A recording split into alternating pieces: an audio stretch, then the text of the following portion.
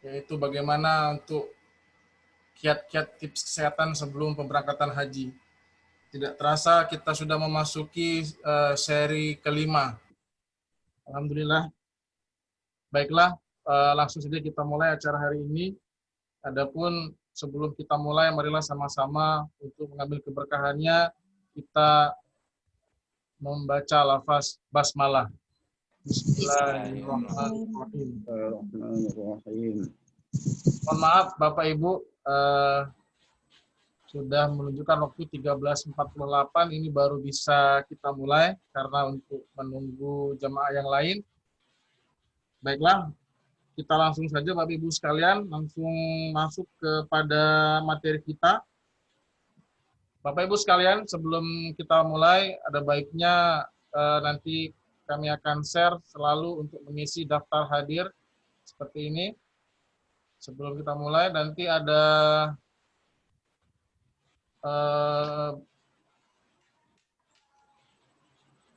share screen-nya. Seperti ini Bapak Ibu sekalian.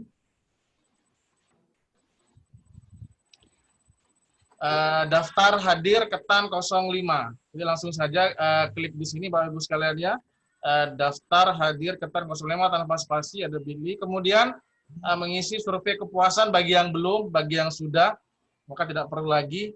Kemudian untuk hari ini bagi peserta yang mengikuti akan ada hadiah ya berupa e-book. Dengan mengklik ini adalah buku saku sehat saat berhaji. Ini yang dibuat oleh teman-teman petugas kesehatan. Bapak Ibu bisa mendownload dan bisa membaca sejenis buku saku tapi berupa e-book. Kemudian diharapkan mengaktifkan kamera dan menonaktifkan mic kalau ingin bertanya boleh. Dan bisa juga di kolom dengan diketik di kolom chat. Baiklah Bapak Ibu sekalian, untuk materi yang pertama ini akan dibawakan oleh Ibu Dr. Hajah Fenty Aprina MKes. Beliau sehari-hari bertugas di Rumah Sakit Ernaldi Bahar Palembang.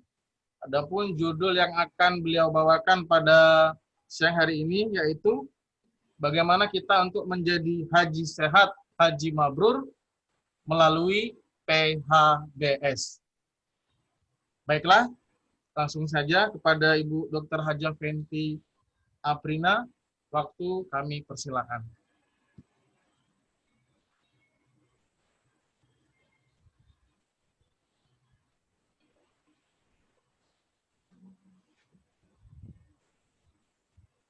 Silakan Ibu Dr. Fenty, apakah sudah bergabung?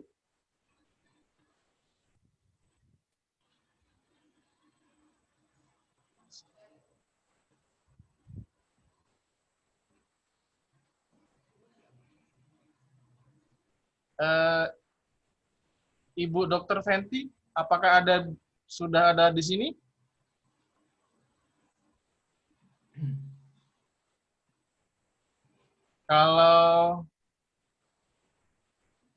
Kalau belum masuk, maka kita langsung ke materi yang kedua saja. Nanti mohon maaf, nanti disampaikan sama Ibu Dr. Fenty setelah ini materi yang kedua. Atau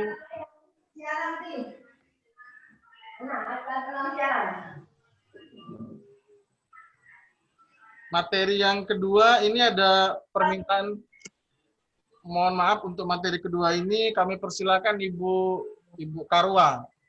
Mohon maaf Pak Mukni, mungkin setelah yang sesi berikutnya mungkin baru Pak Mukni. Kami persilakan Ibu Karwa untuk menyampaikan materinya, yaitu materi yang akan beliau sampaikan yaitu mengenai bagaimana kita untuk penyediaan obat dan perbekalan selama menunaikan ibadah haji. Ibu Karwa ini sehari-hari bekerja di Dinas Kesehatan Kota Palembang, khususnya bidang farmasi. Jadi akan memberikan ya tips bagaimana untuk menyediakan obat dan perbekalan selama ibadah haji. Kepada Ibu Karwa, kami persilakan. Baik, terima kasih kepada Pak Ari selaku moderator. Selanjutnya, Assalamualaikum warahmatullahi wabarakatuh. Waalaikumsalam. Selamat siang para calon jemaah haji yang dimuliakan Allah, yang insya Allah akan berangkat tahun 2021 ya Pak. Amin. Amin. Ya, Amin. ini kita ini dari KBIH Anur dan KBIH IGM ya Pak ya. Jadi kami di sini dari tim Kesehatan Haji Indonesia yang tergabung dalam tim TKHI, Tenaga Kesehatan Haji Indonesia, tim Kloter dan juga tim PPIH, tim penyelenggara ibadah haji non-Kloter, yang akan mengajak Ibu dan Bapak sekalian melakukan Zoom meeting untuk kesiapan kita untuk penyelenggaraan ibadah haji di tahun depan. Baiklah, untuk menyingkat waktu kita masuk ke materi, di mana materi pada hari ini akan saya bawakan itu mengenai penyelenggaraan obat untuk penyelenggaraan ibadah haji. Di sini pada slide telah Bapak Ibu lihat untuk sumber obat selama penyelenggaraan ibadah haji itu ada dua. Yang pertama dari pengadaan atau pembelian yang dilakukan oleh pemerintah. Kemudian juga ada yang pembelian atau obat bawaan dari para jemaah haji. Ya. Slide. Bung 27 cuma masuk baru. Nah, di sini untuk penyediaan obat dan perbekalan kesehatan pada penyelenggaraan ibadah haji itu dapat bersumber dari berbagai macam sumber, ya. Di sini ada juga yang berasal dari pengadaan dari pemerintah daerah. Ini diadakan oleh pemerintah daerah asal tempat jemaah haji. Itu biasanya nanti dibagikan di embarkasi, ya. Lalu juga ada yang disediakan atau pengadaannya bersumber dari embarkasi dari Kementerian Kesehatan Pusat atau KKP. Di sini nanti juga ada yang dibagikan di embarkasi dan juga debarkasi. Lalu ada juga obat-obatan yang berasal dari Kementerian Kesehatan itu yang dibagikan selama penerbangan atau untuk selama penyelenggaraan ibadah haji itu. Jadi pulang dan pergi selama penyelenggaraan ibadah haji dan juga untuk selama berada di Arab Saudi. Lanjut. Nah, di sini penyediaan obat dan perbekalan kesehatan selama di Arab Saudi ini kami lakukan untuk selama yang pertama untuk pra-Armusna, Arafah, Musdalifah, dan Mina. Jadi sebelum atau pra-Armusna. Kemudian juga pada saat prosesi Armusna dan pasca Armusna. Jadi di sini selama penyelenggaraan ibadah haji itu pemerintah menyediakan obat dan perbekalan kesehatan untuk para jemaah haji. Lanjut. Lanjut. Ya, nah di sini kami dari tim kesehatan haji itu memiliki ada yang namanya tim kloter, kemudian juga ada tim sektor, dan juga ada yang berada di KKHI atau klinik kesehatan haji Indonesia, dan juga nanti ada juga yang bertugas di RSAS Rumah Sakit Arab Saudi. Di sini semua kita untuk pelayanan kesehatan selama jemaah haji berada di Arab Saudi. Slide. Nah, untuk klinik kesehatan haji Indonesia itu selama di Arab Saudi itu ada dua, Ibu Bapak ya. Yang pertama ada di Mekah, itu KKHI, dan juga ada Madinah, KKHI Madinah. Jadi jangan khawatir para jemaah haji selama pergerakan atau selama penyelenggaraan ibadah haji di Arab Saudi, kita memiliki KKHI yang berada di Mekah dan juga ada yang di Madinah. Lanjut. Ini, jadi di sini tujuan dari pengelolaan obat tujuan pengelolaan obat kami yang diselenggarakan oleh tim kesehatan adalah yang pertama untuk menjamin tersedianya obat dengan jumlah dan item yang cukup selama para jemaah haji berada di Arab Saudi. Kemudian penyebarannya itu secara merata. Jadi secara merata, kemudian juga obat-obatan tersebut dapat diperoleh dengan cepat pada waktu yang tepat. Itu ya, itu jadi tujuan dari kita dalam mengelola obat-obatan dan perbekalan kesehatan. Jadi untuk menjamin tersedianya obat-obatan itu dalam jumlah dan item yang cukup, juga tersebar secara merata ke seluruh jemaah haji dan dapat diperoleh dengan cepat pada waktu yang tepat. Lanjut. Nah, di sini pengelolaan obat dan perbekalan kesehatan haji tadi telah saya sampaikan untuk pengelolaannya mulai dari pra Armusna, kemudian pada saat Armusna dan pasca Armusna.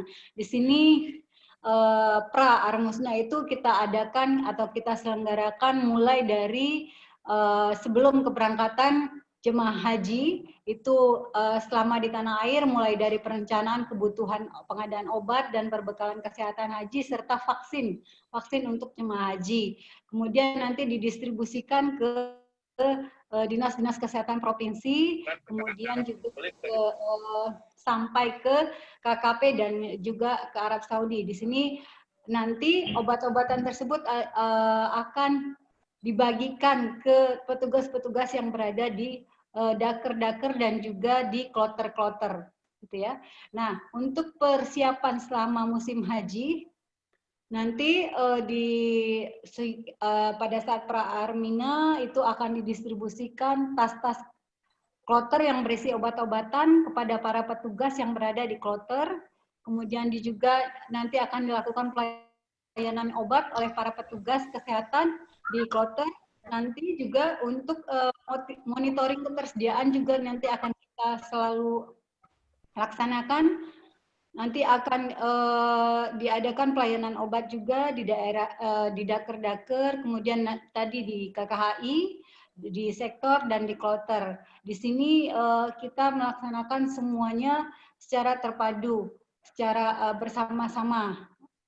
Kemudian nanti setelah haji, kita juga akan melaksanakan stok opname obat-obatan yang berada di Arab Saudi, kemudian akan diidentifikasikan sisa dari stok obat dan perbekalan kesehatan yang kita bawa, kemudian nanti juga akan dikemas untuk kemudian dicatat dan dilaporkan untuk penyelenggara ibadah haji tahun berikutnya.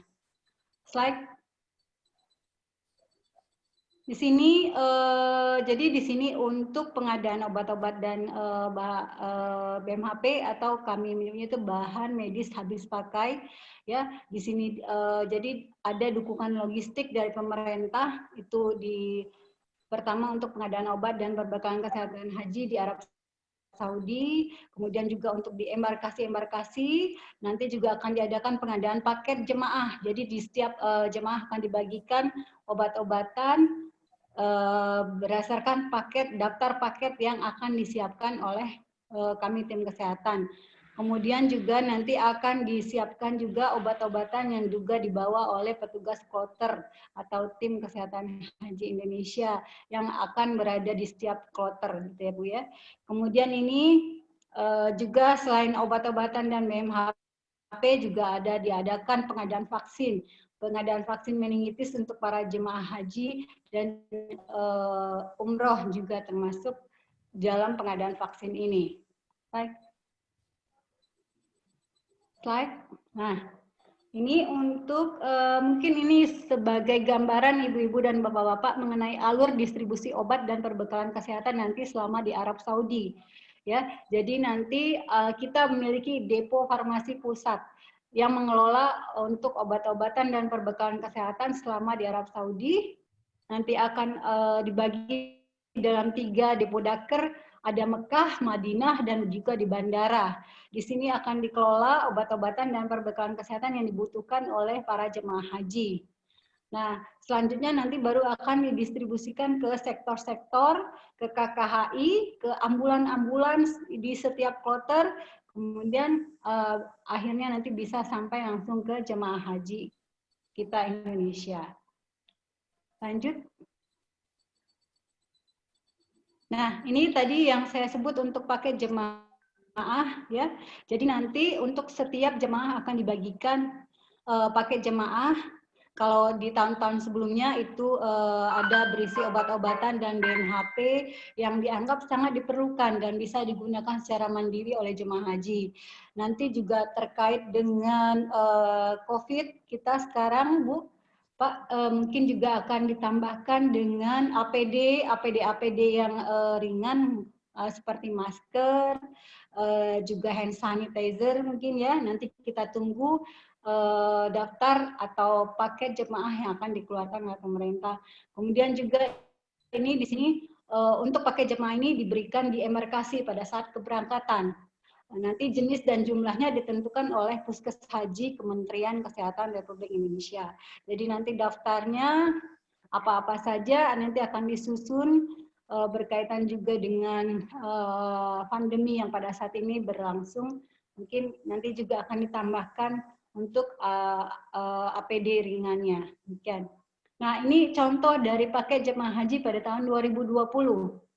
Paket jemaah haji tahun 2020 kemarin ya, ternyata kan tidak ada pemberangkatan, jadi pada saat itu sudah disusun untuk paket jemaah haji 2020 yang masker kain, ya, di situ ada 2 lembar, kemudian ada masker disposable, masker yang bedah itu, yang tion atau yang telinga, itu disediakan 1 box untuk setiap jemaah, berisi 50 lembar, kemudian ada balsem, atau juga bisa dengan kombinasi lain, misalnya juga obat gosok yang lainnya. Kemudian juga ada serbuk pengganti cairan tubuh atau oralit, itu ada 10 saset, kemudian ada hand water spray untuk disemprotkan di muka, ya.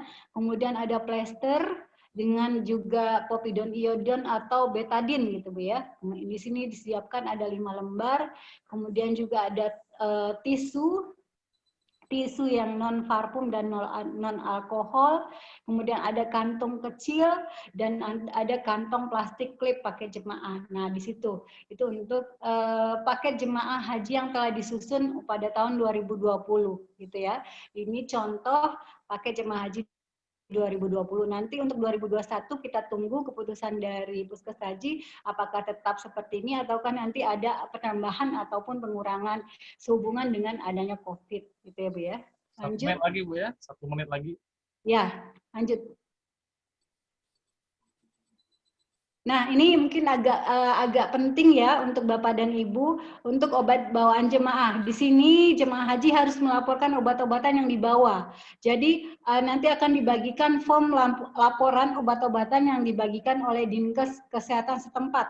Ya, di sini pastikan obat-obatan yang dibawa ini memiliki izin edar resmi dari Badan POM, ya. Kemudian memiliki etiket, misalnya nama, kandungan apanya, kemudian expirednya kapan, dan memiliki kemasan yang baik. Karena ini nanti akan diperiksa pada saat keberangkatan dan juga pada saat kita sampai di bandara RSAS, gitu ya, Arab Saudi. Karena di sana nanti akan dilihat obat-obatan itu. Kadang-kadang mereka kalau mereka periksa ternyata tidak sesuai dengan ini, mereka tidak boleh bawa dan harus ditinggalkan, gitu ya Bu ya. Maka harus memiliki izin edar dan juga memiliki etiket yang jelas. Nah, ini kemudian jangan mengeluarkan obatan dari kemasan primer. Jadi tetap harus ada memiliki nama kemudian kandungannya jelas gitu ya. Jadi tidak salah dalam penamaan dan sebagainya. Kemudian untuk jemaah dengan penyakit kronis, konsumsi obat spesifik tertentu yang mungkin tidak tersedia di Arab Saudi itu agar membawa untuk kebutuhan selama 41 hari.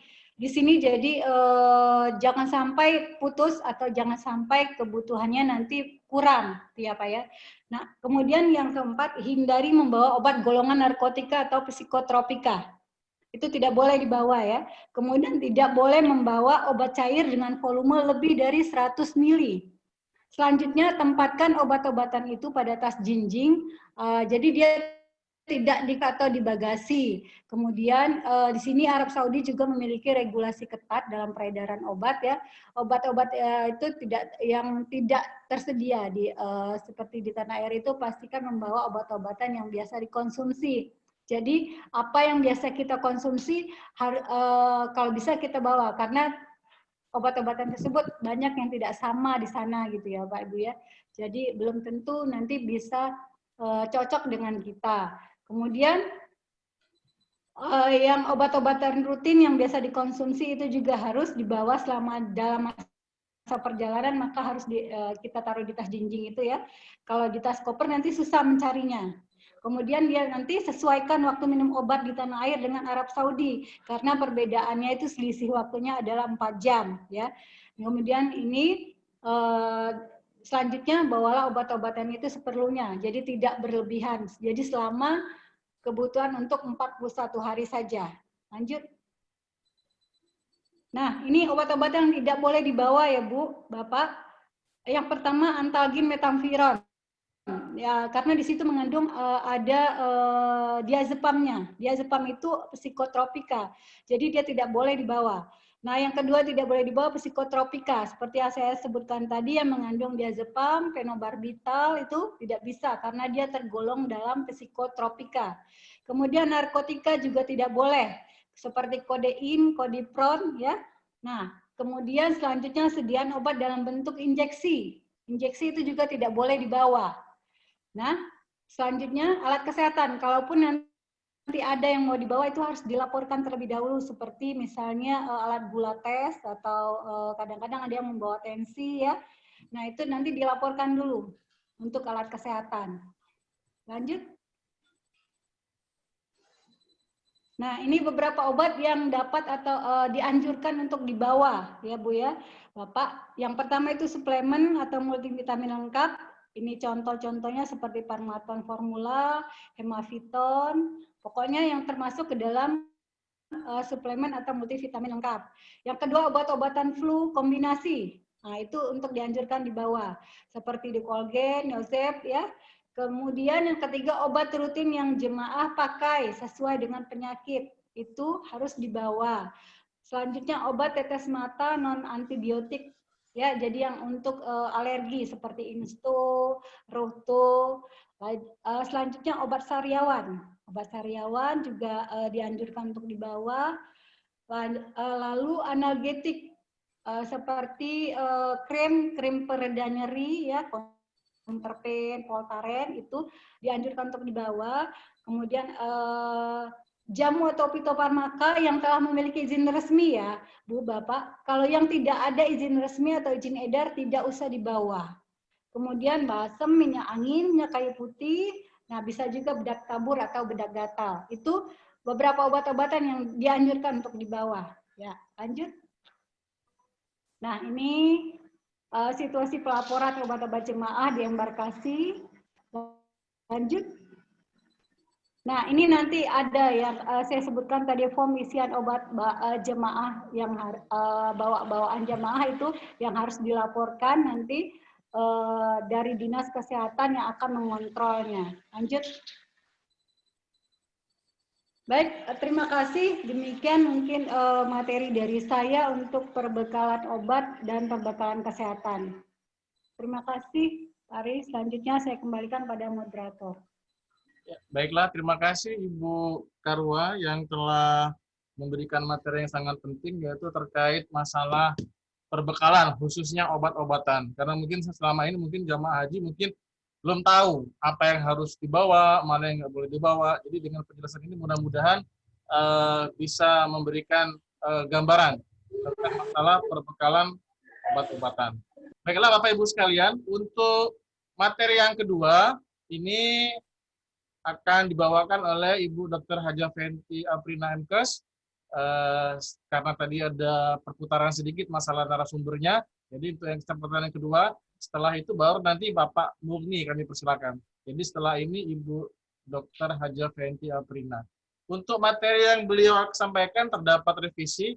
Ternyata untuk hari ini beliau membawakan materi masalah tentang bagaimana kita untuk kebugaran secara mandiri, tes kebugaran secara mandiri. Mudah-mudahan dengan materi yang dibawakan oleh beliau itu bermanfaat bagi jemaah haji. Kepada Ibu Dr. Hajah Fenty Aprina MKes, kami persilakan.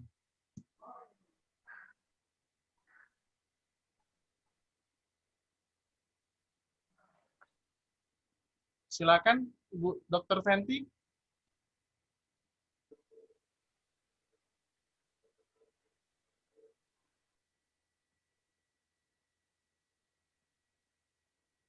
Apakah sudah bergabung Ibu Dr. Fenty?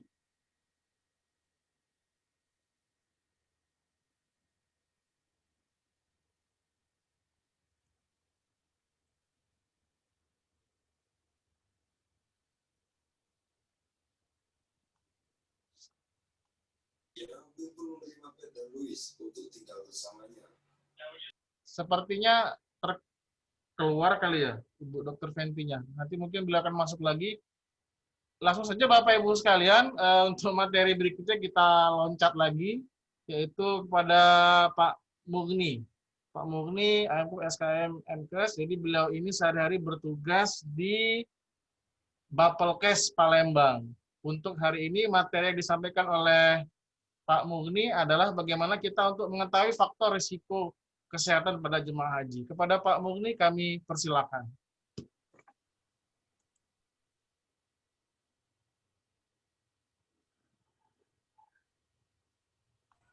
Halo, Ya, bisa silakan. didengar?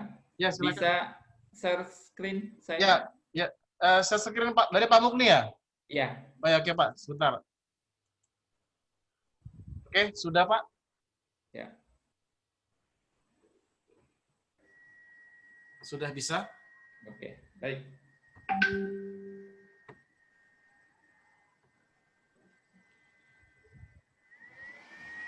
Assalamualaikum warahmatullahi wabarakatuh. Waalaikumsalam warahmatullahi wabarakatuh. Warahmatullahi wabarakatuh. Alhamdulillah, alhamdulillah wa syukurillah wa la haula wa la quwata illa billah.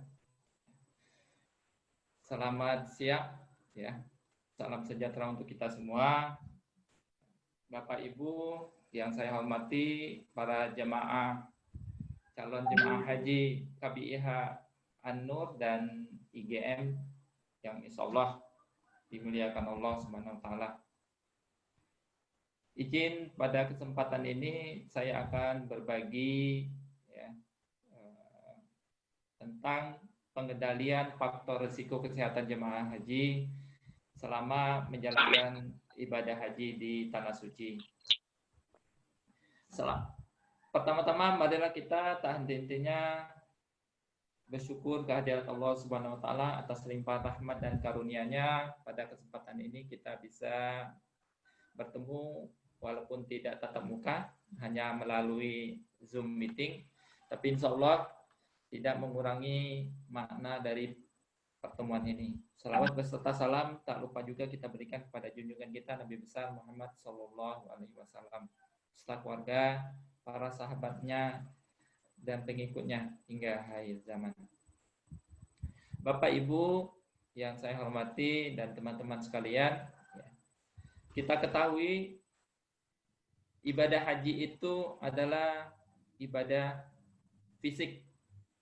Ya. Rukun-rukun haji itu kalau kita ketahui semuanya harus fisik, mulai dari tawaf, sa'i, ya.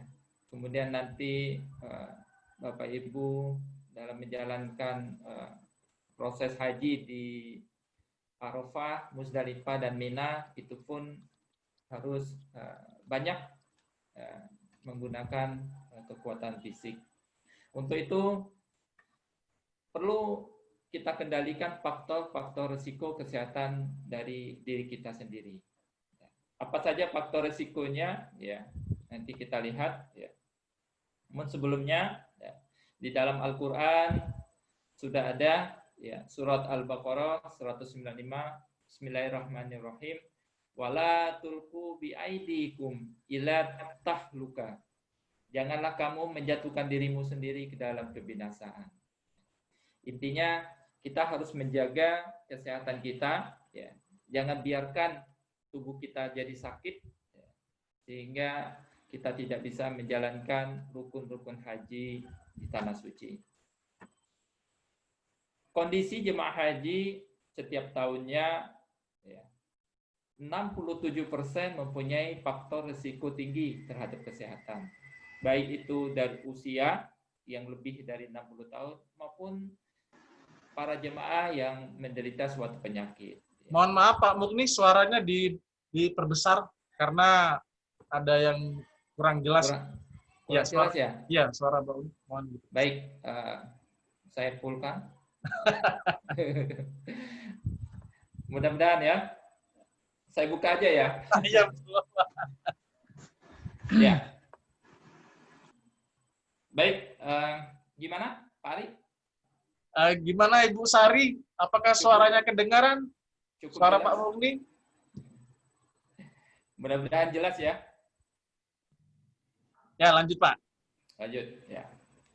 Jelas Pak. Masih jelas. kecil, Ri. Apa dari mana yang kecilnya nih? Suaranya Iya. kok kecil banget. Baik, Volumenya Mbak, volumenya dibesarin. ya. Faktor risiko terhadap kesehatan para jemaah haji itu ada dua, ya Bapak Ibu. Pertama, faktor risiko eksternal yang datangnya dari luar, ya, dari luar tubuh kita. Yang kedua, faktor risiko internal. Faktor risiko eksternal itu, ya, yang pertama iklim, ya. Yang kedua lingkungan. Iklim di sini, ya, insya Allah tahun ini Bapak Ibu cuaca di Arab Saudi masih panas, ya. Suhunya berkisar dari 40 sampai 50 derajat Celcius. Ya. Kemudian lingkungan, ya. Lingkungan itu terdiri dari aktivitas kita, kemudian nanti di sana saya bilang tadi banyak kegiatan fisik, ya. Jadi kita membutuhkan tenaga yang banyak, ya. Kemudian karena semua negara itu mengirimkan wakilnya untuk melaksanakan ibadah haji, sehingga pasti ramai di sana, banyak orang, dan juga dengan banyaknya orang itu maka banyak juga perilaku dan tingkah laku yang ada di sana. Nah, yang terakhir ada onta di sana, Pak. Ini perlu diwaspadai juga, ya, karena kita ketahui onta ini bisa menularkan suatu penyakit yang namanya MERS-CoV. Kemudian faktor internalnya, ya, terdiri dari penyakit bawaan. Nah, penyakit bawaan ini bermacam-macam, tergantung dari kondisi dari jemaah masing-masing, Bapak Ibu. Bisa hipertensi, bisa gula darah atau DM, bisa juga stroke, dan lain sebagainya. Kemudian kondisi fisik dan mental. Ini juga akan berpengaruh terhadap kesehatan kita. Kalau kondisi fisik kita lemah, ya, maka cenderung penyakit itu akan mudah masuk ke dalam tubuh kita. Kemudian sikap dan perilaku. Nah, ini juga perlu mendapat perhatian dari Bapak Ibu sekalian. Kebiasaan merokok dan lain sebagainya. Ini harus kita waspadai terhadap kesehatan kita. Bagaimana cara menghindari faktor risiko tersebut? Pertama, untuk iklim panas. Jangan lupa kita ketahui bahwa iklim panas itu akan berpengaruh terhadap kesehatan kita, ya, terhadap seluruh struktur organ tubuh kita, ya, bisa menyebabkan heat stroke, ya, gagal jantung dan lain sebagainya. Apa yang harus kita lakukan? Pertama, jangan lupa pakai alat pelindung diri. Masker Bapak Ibu jangan lupa harus dipakai, ya. Kemudian payung atau yang lainnya yang bisa menutupi kepala kita, dan kemudian jangan lupa juga alas kaki, ya. Karena kita ketahui kalau suhu yang panas maka lantai-lantai aspal dan lain sebagainya itu juga akan panas. Jangan sekali-sekali kita keluar ruangan tidak memakai alas kaki. Ya. Kemudian gunakan semprot air, nanti dibagikan di asrama haji untuk Bapak Ibu sekalian. Jangan lupa bawa kemana kita pergi, gunakan semprotan air itu, kita isi air zam-zam, kita kalau panas sedikit kita semprotkan ke bagian tubuh kita, mulai dari kepala sampai ke badan. Dan airnya bisa kita minum juga kalau kita isi dengan air zam-zam. Ketiga, keluar jika perlu. Ya. Kalau tidak ada perlu, tidak usahlah keluar dari pondokan. Cukup di dalam saja, di hotel atau di pondokan. Kemudian lingkungan. Nah, lingkungan yang ramai, nah ini hindari keramaian sebisa mungkin. Kalau kita sudah lihat dari jauh, oh itu terlalu padat, maka silakan mencari alternatif, ya, sebisa mungkin menghindari. Kemudian kalau kita sudah banyak aktivitas, jangan lupa cukup istirahat untuk Bapak Ibu sekalian. Ya. Istirahat, jangan setiap hari. Ya, kita harus mengutamakan yang wajib. Ya. Kemudian jangan mendekati onta, apalagi Bapak Ibu sampai minum susu onta yang belum dimasak itu. Ya, ini perlu kita hindari. Kemudian ikuti anjuran dan nasihat petugas kesehatan Bapak Ibu yang ada di kloter, maupun nasihat dan anjuran petugas-petugas yang sekarang ada di puskesmas dan lain sebagainya. Faktor internal, penyakit bawaan. Bagaimana kita cara mengendalikannya? Pertama, minum obat secara teratur. Jika kita sudah punya penyakit seperti hipertensi, jangan lupa bawa obat hipertensi. Minum obatnya secara teratur. Kalau kita sudah ada kencing manis atau DF, maka jangan lupa bawa obatnya juga. Kemudian, selain kita minum obat, ikuti anjuran dokter atau perawat Bapak Ibu sekalian. Kondisi fisik dan mental. Nah, kita harus kendalikan ini bagaimana? Kurangi aktivitas yang berlebihan. Ya. Jangan lupa utamakan yang wajib, Bapak Ibu. Ya. Yang sunahnya, kalau memang terasa badannya tidak kuat, istirahat dulu. Ketika sudah kuat, baru lakukan lagi. Kemudian istirahat yang cukup, dan jangan lupa berpikir yang positif. Kemudian sikap dan perilaku. Bapak Ibu bisa bersikaplah sebagai tamunya Allah, ya. Kita bagaimana seorang tamu datang ke rumah tuan rumahnya, ya. Kemudian berperilakulah yang sehat, ya. Cuci tangan sebelum dan sesudah makan, sesudah melakukan kegiatan dan lain sebagainya. Ini yang perlu kita kendalikan. Pengendalian faktor risiko baik eksternal maupun internal itu bertujuan akan meningkatkan zona nyaman atau zona aman bagi para jemaah haji Indonesia. Demikian Bapak Ibu yang bisa saya sampaikan. Saya berpesan sekali lagi, karena masa keberangkatan masih lama, beberapa bulan lagi, jaga kesehatan, makan makanan yang seimbang, cukup istirahat, ya. Kemudian lakukan olahraga, ya. Cukup nggak usah olahraga yang berat-berat, Bapak Ibu, cukup jalan saja setiap pagi atau 3 minggu sekali kita bisa jalan, ya. Jaga kesehatan agar apa yang akan kita cita-citakan bisa tercapai. Demikian yang bisa saya sampaikan. Terima kasih. Mohon maaf jika ada yang salah. Billahi taufiq wal hidayah. Wassalamualaikum warahmatullahi wabarakatuh. Waalaikumsalam warahmatullahi wabarakatuh. Mohon dinonaktifkan share screen-nya Pak Mukni. Siap. Terima kasih atas materi yang luar biasa dari Pak Mugni tadi mengenai faktor risiko, khususnya bidang kesehatan pada jemaah haji. Apakah sudah di...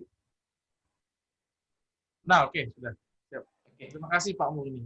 Ya, Bapak Ibu siap. sekalian, kembali kami mengingatkan untuk yang hadir pada acara hari ini agar mengisi daftar hadir yang telah kami sediakan. Andai kata Bapak Ibu yang ikut kemarin dengan hari ini tetap juga harus mengisi, karena yang kemarin itu ketan seri 04, ini seri 05. Jadi andai kata Bapak Ibu sekalian yang hadir, yang bukan hadir sih, yang mengikuti acara hari ini, itu diharapkan untuk mengisi daftar hadir. Kemudian bagi Bapak Ibu yang belum mengisi survei kepuasan jemaah haji Sumsel, itu diharapkan agar dapat mengisi, ya, seperti di sini di alamatnya, survei kepuasan haji Sumsel. Bagi yang belum, Bapak Ibu haji sekalian boleh mengisinya untuk memberikan tanggapan langsung terhadap pelayanan kesehatan haji khususnya. Kemudian juga ada oleh-oleh berupa e-book, buku saku sehat saat berhaji, bisa Bapak Ibu download dan bisa dibaca-baca. Baiklah, Bapak Ibu sekalian, pada materi berikutnya akan dibawakan oleh Ibu Yusmaniar. Beliau sehari-hari bekerja di Dinas Kesehatan Kota Palembang. Sebentar, mohon maaf.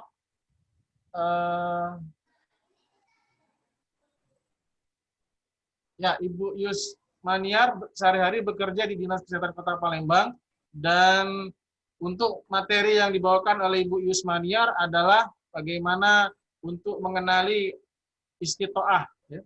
Apa itu istitoah kesehatan pada jemaah haji? Apakah Ibu Yusmaniar sudah bergabung?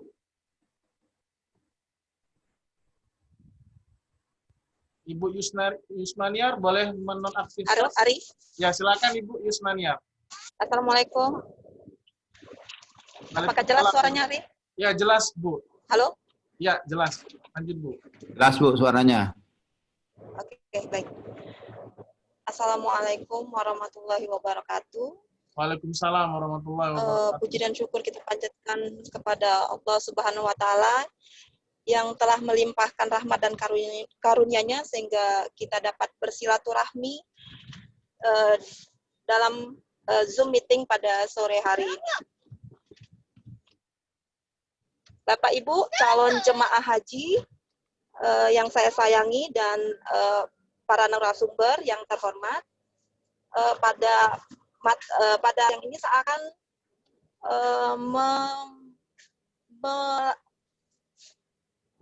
saya akan membawakan materi yang berjudul pemeriksaan kesehatan menuju istitoah kesehatan haji. Bapak Ibu, seperti yang sudah kita ketahui bahwa menaikkan haji adalah kewajiban bagi umat Islam. Hal ini tercantum di dalam rukun Islam yang kelima. Dan juga di dalam surah Al-Imran kembali kita terkait dengan istitoah. Jadi di Al-Imran surah 7 Allah berfirman bahwa mengerjakan haji adalah kewajiban manusia terhadap Allah, yaitu bagi orang yang sanggup mengadakan perjalanan ke bulan. Jadi dari dua hal ini sangat jelas mengenai sebarang kesehatan itu tujuannya antara lain satu, mencapai kondisi kesehatan jemaah haji. Kemudian yang kita ketahui bahwa yang seperti yang sudah disampaikan oleh narasumber sebelumnya yaitu Pak Mugni, karena kegiatan ibadah haji ini adalah kegiatan fisik. Jadi sekitar 75% membutuhkan fisik yang prima dari Bapak Ibu calon jemaah haji. Kemudian juga mengendalikan faktor resiko kesehatan. Tadi sudah dibahas oleh Pak Mugni, lalu kemudian menjaga agar haji dalam kondisi sehat selama di Indonesia selama perjalanan di Arab Saudi. Lalu kemudian juga terjadinya misalnya ini upaya dari pemerintah adalah dengan memberi vaksin wajib, yaitu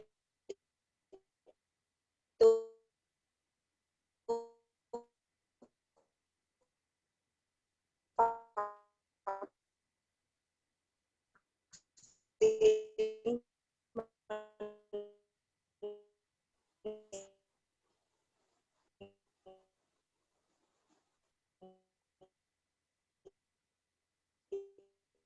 Suaranya terputus-putus, Ibu. lalu kemudian memaksimalkan peran serta masyarakat dalam penyelenggaraan kesehatan haji. Next, Ari. Ketua jemaah haji secara spesifik kadang untuk ibadah haji tanyakan ibadah. Jadi kalau adalah secara finansial, secara keuangan, Bapak Ibu kami sangat yakin sudah mampu, lebih itu sudah mampu. Dan kemudian juga kewajiban. Halo Bu Yus, apakah terputus? Ah, sepertinya. Halo Ari. Ya, lanjut. Bu. Lanjut. Lanjut. Ya, lanjut. Oke. Nah, secara khusus Istitoah Kesehatan Jemaah Haji ini tercantum dalam Menkes 15 tahun 2016, yaitu Istitoah Kesehatan Jemaah Haji adalah kemampuan jemaah haji dari aspek kesehatan yang meliputi fisik dan mental yang terukur. Nah, di sini terukur Bapak Ibu nanti pada saat pemeriksaan kesehatan itu semua dilakukan pemeriksaan, mulai dari pemeriksaan fisik, kemudian ada juga pemeriksaan penunjang. Lalu kemudian pemeriksaan dapat dipertanggungjawabkan. Artinya ini pemeriksaan yang dilakukan di tempat Bapak Ibu melakukan pemeriksaan itu sesuai standar, sehingga Bapak Ibu dapat menjalankan ibadah sesuai tuntunan agama Islam. Next. Pemeriksaan kesehatan sendiri Bapak Ibu ada 3 tahap yang kan Bapak Ibu lalui. Ya, di tahap pertama itu dilakukan puskesmas di kabupaten kota masing-masing Bapak Ibu ya. Mungkin yang di luar Bang ya. Nah, masa pandemi kemarin kali jemaah yang tidak bisa pulang ke daerah asal, sehingga banyak yang melakukan pemeriksaan kesan di Kota Lembang. Untuk Kepang sendiri ada 9 puskesmas yang tercatat sebagai puskesmas ya. Jadi diantaranya yaitu Puskesmas Tempo, Puskesmas Merdeka, kemudian Pembina, Kertapi, Kampus Kenten, Sematang Borang, Sukami, dan Basuki Rahmat. Nah, di sini kami sangat mengharapkan Bapak Ibu melakukan pemeriksaan di tempat di mana Bapak Ibu domisili. Jadi itu akan sangat memudahkan di dalam melakukan pembinaan. Karena di puskesmas sendiri ada beberapa program yang memang bisa diikuti oleh Bapak Ibu jemaah haji. Contohnya yaitu posyandu lansia, kemudian juga ada senam lansia. Artinya Bapak Ibu perlu dilakukan pada saat Bapak Ibu mendaftar ya, pada saat mendapatkan nomor porsi. Akan tetapi karena masa tunggu, terutama di Palembang ya, mungkin sekitar 15 sampai ada yang 18 tahun masa tunggunya, sehingga pemeriksaan kesehatan tahap pertama ini difokuskan untuk jemaah dengan estimasi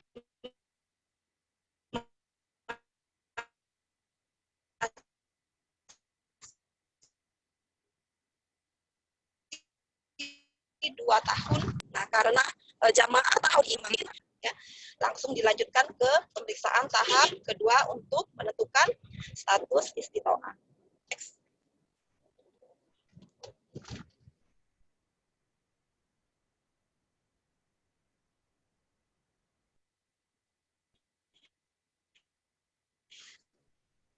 Nah, di sini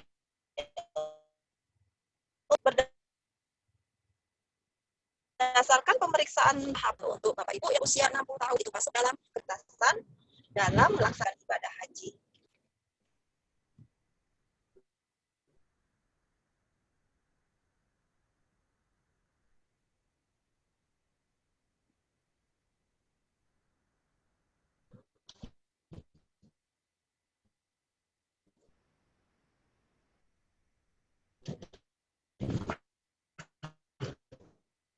Suaranya terputus, Ibu Yus. Di pemeriksaan kedua itu Bapak Ibu akan melakukan tes. Ya, lanjut. Tes. Ya, oke. Setelah Bapak Ibu melakukan pemeriksaan tahap kedua, Bapak Ibu akan mendapatkan istitoah, ya. Nah, disinilah yang menentukan apakah Bapak Ibu nantinya akan bisa berangkat atau tidak. Ya. Nah, ada 4 status istitoah Bapak Ibu ya. Di sini ada 1 memenuhi syarat istitoah kesehatan haji, yang kedua kemudian memenuhi syarat istitoah kesehatan haji dengan pendampingan, kemudian yang 3 memenuhi syarat istitoah kesehatan haji untuk sementara, dan yang terakhir tidak memenuhi syarat kesehatan haji. Kupas satu-satu Bapak Ibu. Nah, yang pertama itu memenuhi syarat haji. Bagaimana sih yang dimaksud memenuhi syarat kesehatan haji? Yaitu jemaah haji yang memiliki kemampuan mengikuti proses ibadah haji tanpa bantuan obat, alat, dan atau orang lain dengan tingkat kebugaran jasmani setidaknya dengan kategori cukup. Nah, nanti insya Allah ya dibahas oleh narasumber berikutnya, yaitu Ibu Penti, mengenai asas kebugaran secara mandiri. Jadi mungkin sebelumnya Bapak Ibu sudah melakukan pengukuran kebugaran baik di puskesmas ataupun yang baru diciptakan oleh teman-teman dari PIH maupun PIH. Tetapi kalau misalnya nanti ada lagi pengukuran kebugaran, tidak apa-apa, Bapak Ibu bisa ikuti. Isinya ya, kesehatan dan kebugaran kita itu sifatnya sangatlah dinamis, ya, bisa berubah kapan saja. Nah, kemudian yang kedua, memenuhi syarat istitoah kesehatan haji dengan pendampingan. Nah, kriterianya seperti apa? Jadi untuk jemaah yang berusia 60 tahun, nah itu perlu pendamping. Ya. Pendampingnya itu bisa berupa obat, bisa berupa orang, ataupun bisa berupa alat. Nah, kemudian juga jemaah yang memiliki penyakit tertentu yang masuk dalam kriteria tidak memenuhi syarat istitoah sementara, tidak memenuhi syarat istitoah. Next.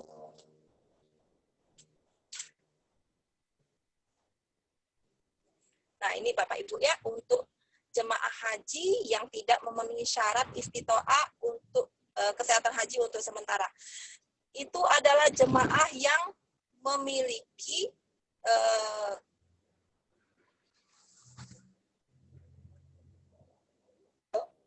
jemaah haji yang ditetapkan tidak memenuhi syarat istitoah untuk sementara adalah jemaah haji dengan kriteria 1, tidak memiliki vaksin, tidak memiliki sertifikat vaksinasi yang syah.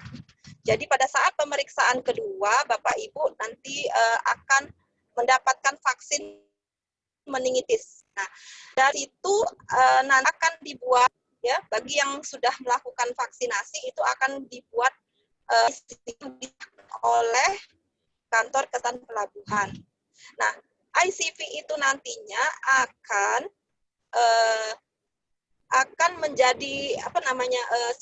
menjadi syarat untuk pembuatan visa. Jadi kalau misalnya Bapak Ibu belum divaksin, otomatis visanya nanti tidak akan keluar ya. Kemudian juga nanti kemungkinan surat pemanggilan masuk asramanya pun atau SPMA itu tidak keluar.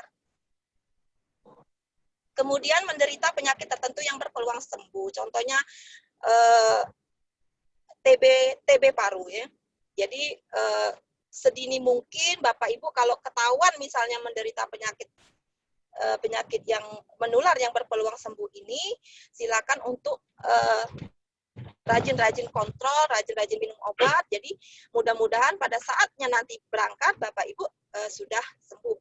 Nah, ini juga yang jadi kendala kami di lapangan. Jadi banyak sekali Bapak Ibu yang tidak jujur dalam mengungkapkan penyakit yang diderita.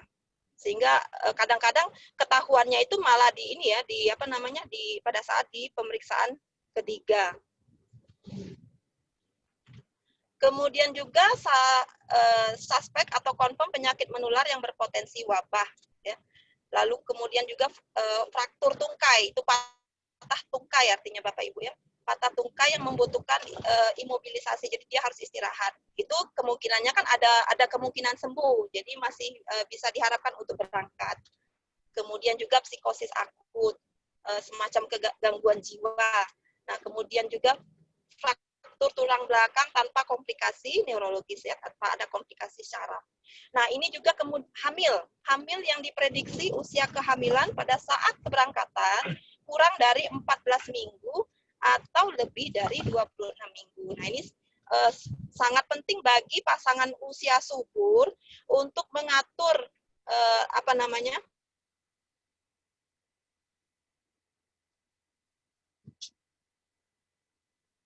Halo Bu Yus, sepertinya terputus. Mau hujan nih Pak Ari. Ya, oke. Sepertinya untuk Ibu Yus terputus. Bapak Ibu sekalian, kita cek dulu apakah Ibu Fenty sudah masuk bersama kita.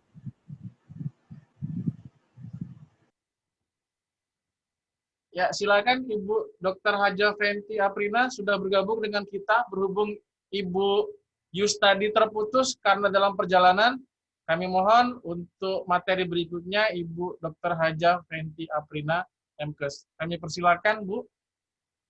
Baik, terima kasih Pak Moderator Haji Hafriyari. Assalamualaikum warahmatullahi wabarakatuh. Waalaikumsalam warahmatullahi wabarakatuh. Yang saya hormati seluruh narasumber dan teman-teman petugas kesehatan haji, dan yang terlebih-lebih yang saya cintai seluruh jamaah haji KBIH An-Nur dan IGM yang sempat bergabung dalam Zoom meeting kita sore hari ini. Alhamdulillah, puji dan syukur kita persembahkan kehadirat Allah Subhanahu wa Ta'ala, di mana pada sore hari ini kita bisa bertemu di Zoom meeting ini untuk sama-sama kita membahas beberapa masalah mengenai kesehatan haji. Dan tadi beberapa narasumber telah menyampaikan, dan yang terakhir tadi Ibu Yusnainar menyampaikan tentang istitoah jemaah haji.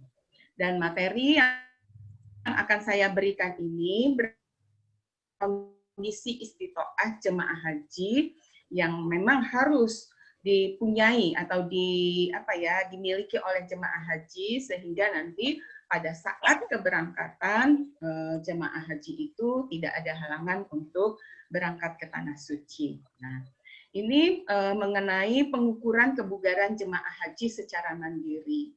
Kalau sebelumnya, tahun-tahun sebelumnya, belum ada masa pandemi COVID-19 ini, pengukuran kebugaran jemaah haji itu dilakukan oleh puskesmas pemeriksa bekerja dan dinas kesehatan kabupaten kota bekerja sama juga dengan para calon-calon tenaga kesehatan haji yang akan bertugas. Tapi dalam kondisi pandemi saat ini, maka pengukuran kebugaran jemaah haji itu harus dilakukan dengan pembatasan-pembatasan. Sehingga Kementerian Kesehatan itu melakukan program pengukuran kebugaran jemaah haji secara mandiri. Next, Pak Ari. Slide, Pak Ari. Nah, ini ya, kita ketahui bersama dari beberapa narasumber yang telah lalu, bahwa haji itu merupakan kegiatan yang harus memenuhi kriteria istitoah kesehatan. Tadi sudah disampaikan oleh Ibu Yus kriteria-kriteria istitoah. Dan salah satu untuk yang istitoah itu, memenuhi syarat istitoah itu tidak hanya sehat, tetapi juga harus mempunyai kebugaran dengan kategori cukup. Sehingga seluruh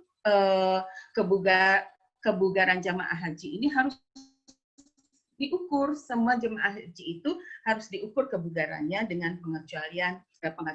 Nanti kita akan menjelaskan pengecualiannya apa. Kemudian dengan terjadinya pandemi di awal tahun 2020 ini, maka pemeriksaan kebugaran itu tidak bisa dilakukan secara langsung karena takut terjadinya penularan COVID-19 ini. Kemudian juga ada pembatalan keberangkatan jemaah untuk tahun 2020 ini, sehingga jemaah 2020 ini akan diberangkatkan di 2021, dan itu menjadi waktu tunggu juga. Ya. Dan ini para jemaah haji juga harus selalu mengukur ataupun menjaga kebugarannya. Ini juga ada indikator dari Kementerian Kesehatan untuk penyelenggaraan haji itu,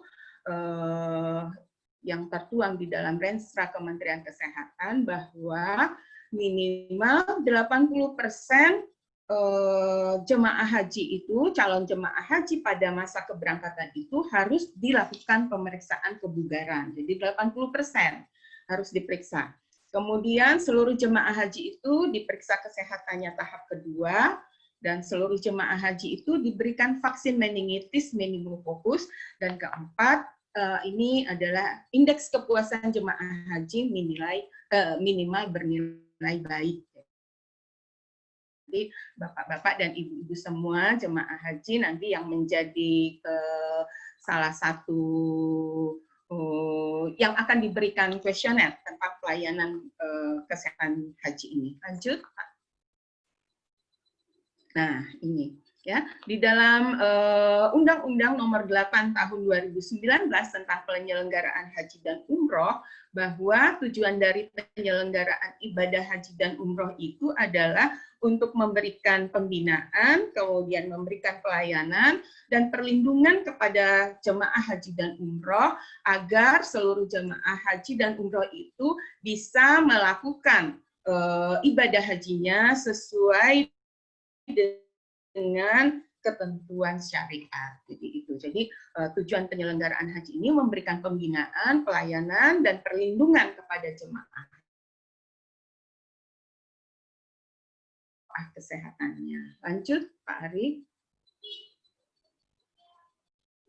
Nah, nih tadi sudah disampaikan mengenai pembinaan jemaah ya. Jadi pembinaan jemaah memang untuk di tahun ini karena ada pandemi ini, maka pembinaan jemaah haji harus mengutamakan protokol kesehatan. Kami dari tim kesehatan haji, juga dari para calon PPIH dan TKAHI ini, sesuai dengan mandat dari Kementerian Kesehatan,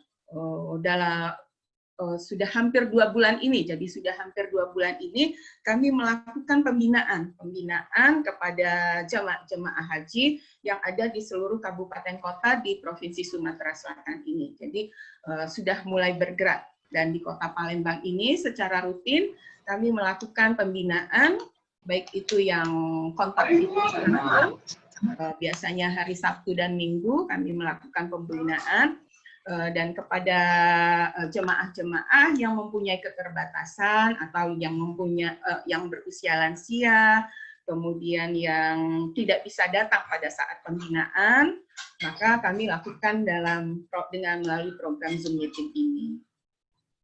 Nah, kemudian juga pengukuran kebugaran ya. Jadi pengukuran kebugaran memang seyogyanya harus dilakukan itu diawasi oleh petugas, kemudian diukur, kemudian juga sebelumnya juga dilakukan peregangan, setelahnya juga dilakukan pendinginan. Tetapi karena di dalam masa pandemi ini, maka ada kebijakan dari Kementerian Kesehatan bahwa untuk pengukuran kebugaran itu bisa dilakukan secara mandiri. Lanjut Pak Ali. Pak Ari. Slide. Ini pelayanan, juga pelayanan. Di puskesmas pemeriksa juga rutin melakukan pemeriksaan kesehatan untuk jemaah haji dengan memperhatikan protokol kesehatan. Lanjut. Slide, Pak. Nah, dan untuk perlindungan tadi sudah disampaikan oleh Ibu Yus bahwa pada pemeriksaan kedua jemaah haji itu akan mendapatkan vaksinasi, ya, vaksinasi meningitis, meningokokus. Nah, ini sudah selesai ya pemeriksaan yang kedua. Lanjut, Ari. Slide. Nah, ini kita masuk ke inti dari materi saya ini mengenai pengukuran kebugaran secara mandiri. Ya, jadi untuk pengukuran kebugaran secara mandiri ini, Bapak dan Ibu semua harus menuliskan identitas diri, ya, di identitas diri. Nanti ada blankonya. Tapi disampaikan di grup WA, nanti Bapak salin saja sendiri ya, atau kalau memang ini nanti bisa kita sampaikan format pemeriksaannya. Kemudian penilaian pemeriksaan sebelum partisipasi, ya, kalau di secara ini on the spot itu kami akan melakukan kuesioner, memberikan pertanyaan kepada Bapak Ibu yang namanya PATKI test. Jadi ini adalah untuk melihat daftar pertanyaan ini adalah untuk menentukan apakah Bapak Ibu itu boleh dilakukan tes kebugarannya. Nah, nanti ada daftar-daftar pertanyaannya, ada sekitar 7 atau 8 pertanyaan. Kemudian instruksi pelaksanaan pengukuran mandiri. Ya. Kemudian setelah Bapak Ibu semua melakukan tes, jadi kebugaran ini dilakukan dengan berjalan kaki. Jadi melakukan jalan kaki dengan jarak sekitar 1,6 km atau 1.600 meter, atau kalau itu lapangan bola itu 100, 100, 100, jadi 4 kali lapangan bola. Ya. Kalau di Kambang Iwa itu sekitar 8 kali, ya, 8 kali. Atau di dalam perumahan komplek Bapak dengan ukuran 1 hektar, mungkin ya bisa 1/4-nya, ya, jadi seperti itu. Jadi berjalan kaki, nggak usah cepat-cepat, sesuai dengan kondisi Bapak, nanti selesainya diukur. Berapa menit kita berjalannya. Jadi mulai dari berjalan, hidupkan stopwatch di HP-nya, sampai selesai hitungan putarannya, dimatikan, dihitung berapa menit lamanya Bapak dan Ibu berjalan, ya, seperti itu. Jadi secara sederhana. Setelah itu, maka data lamanya berjalan atau kebugaran Bapak Ibu akan diinput.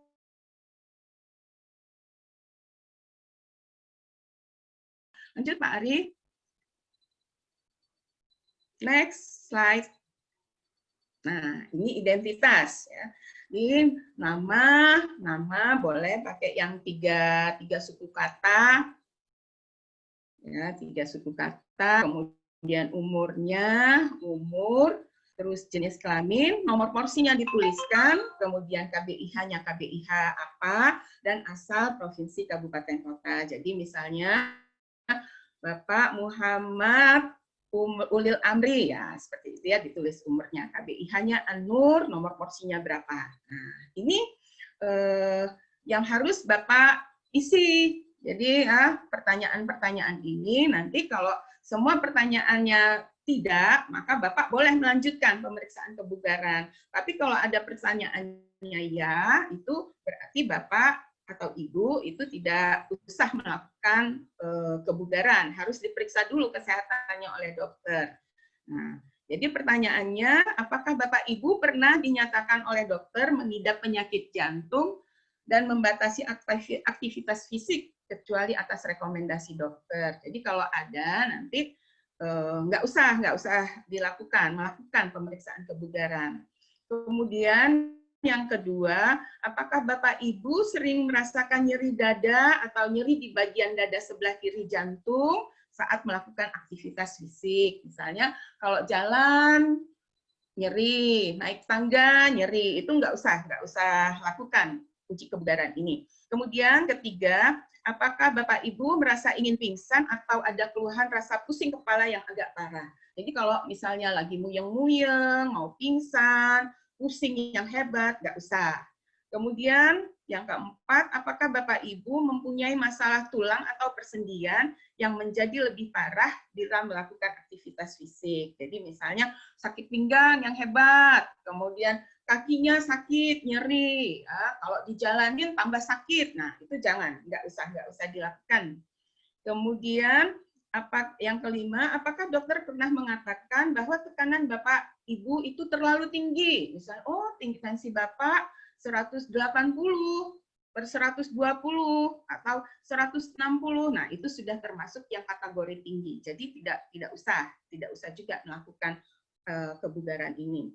Kemudian yang keenam, apakah Bapak Ibu saat ini dalam pengobatan penyakit jantung? Kemudian ada tekanan darah tinggi, diabetes, dan lainnya, serta selalu membawa obat-obatan tersebut. Jadi kalau dalam yang kondisi ini, Bapak harus diawasi oleh petugas, tidak bisa melakukan pemeriksaan kebugarannya secara mandiri.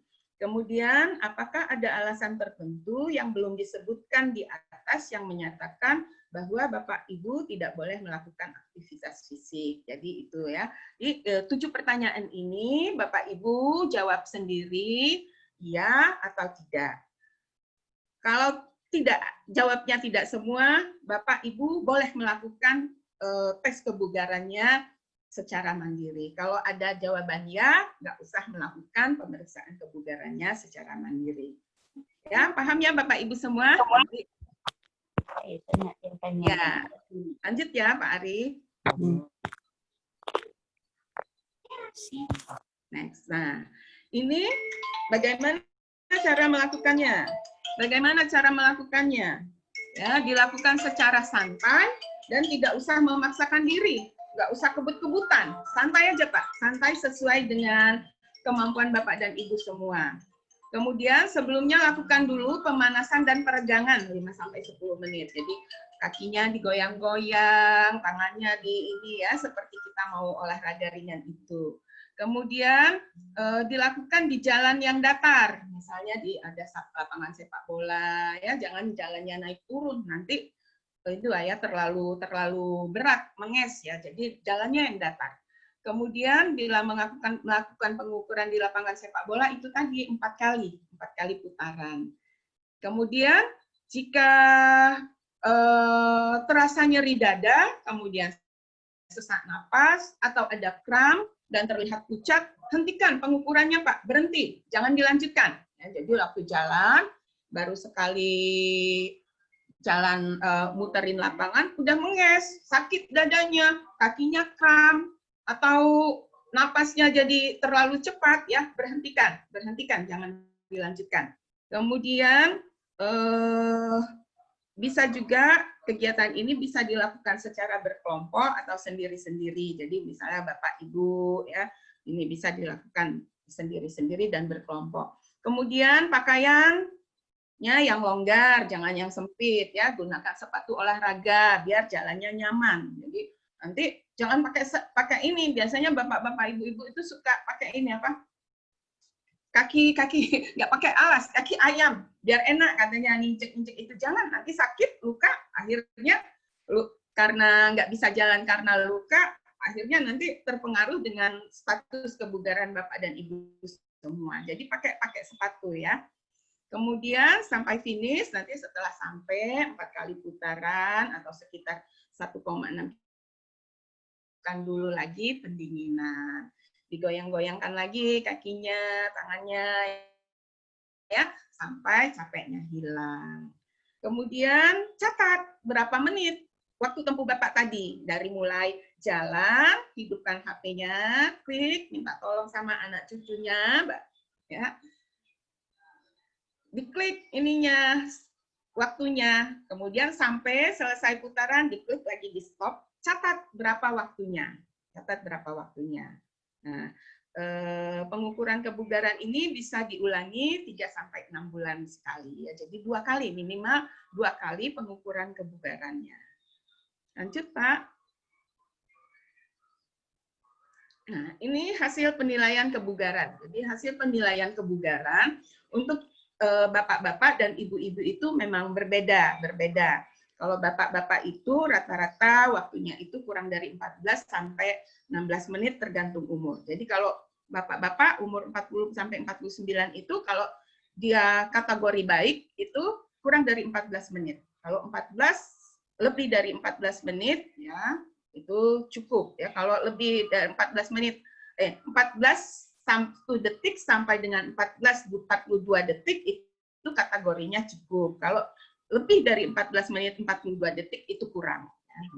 Jadi bapak-bapak nanti Bapak Ibu cuma catat aja 14 menit 1 detik, 14 menit 50 detik. Nah, gitu aja. Nanti kami yang akan mengkategorikannya. Ya, lanjut. Lanjut Pak Ari. Next slide. Nah, ini untuk yang berumur ya, nanti bisa dilihat di sini Pak ya, nanti kami akan share ininya materi ini. Lanjut. Lanjut Pak Ari. Next. Nah, ini untuk ibu-ibu ya, kategori untuk ibu-ibu yang berumur 40 sampai 49 tahun itu jika dia waktu tempuhnya 15 menit kurang dari 15 menit 7 detik, maka kategorinya baik ya. 15 menit sampai 7 detik itu kategorinya sampai 16 menit 6 detik itu cukup. Lebih dari 16 menit dan 6 detik itu kategori kurang. Nah, Bapak Ibu semua ini tadi disampaikan oleh Ibu Yus bahwa kriteria istitoah itu salah satunya juga adalah kebugarannya berkategori cukup. Jadi nggak boleh kurang ya seperti itu.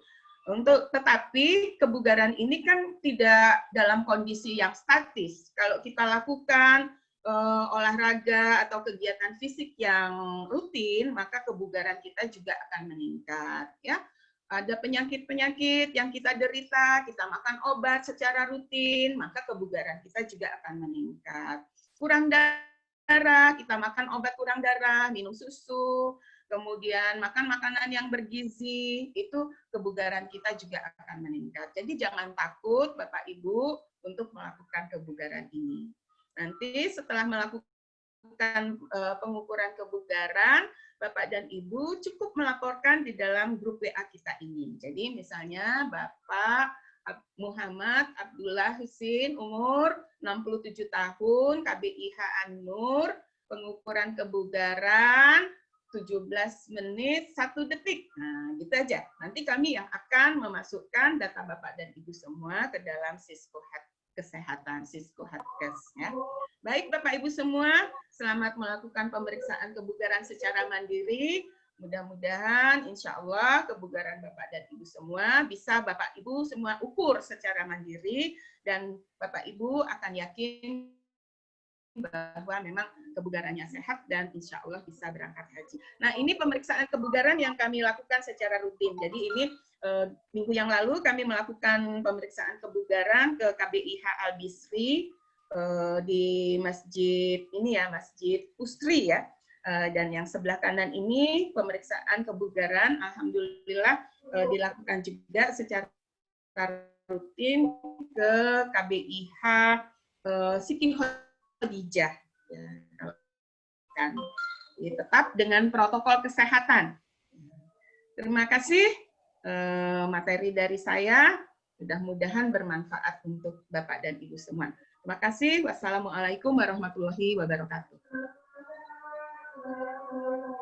Warahmatullahi wabarakatuh. Terima kasih kepada Ibu Dr. Haja Fenty yang telah memberikan materi bagaimana kita untuk mengukur kebugaran secara mandiri, Bapak Ibu. Jadi untuk mengetahui kebugaran itulah maka kita bisa tahu bagaimana keadaan tubuh kita. Dan insya Allah seiring waktu kalau kita berlatih maka akan mencapai kebugaran yang berarti. Bapak Ibu sekalian, materi terakhir mohon minta waktunya sebentar saja. Habis materi terakhir ini mungkin kita bisa diskusi sebentar, dan mohon maaf bagi yang pengen sholat asar boleh dipersilakan sholat asar terlebih dahulu, dan kita langsung lanjut saja untuk materi yang terakhirnya. Saya share screen dulu Bapak Ibu sekalian.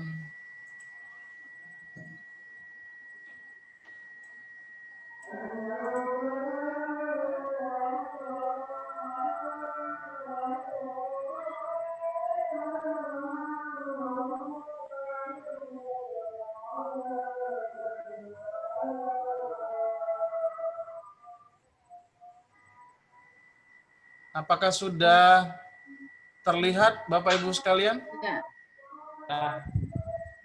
Sudah, Ari. Ya, baiklah.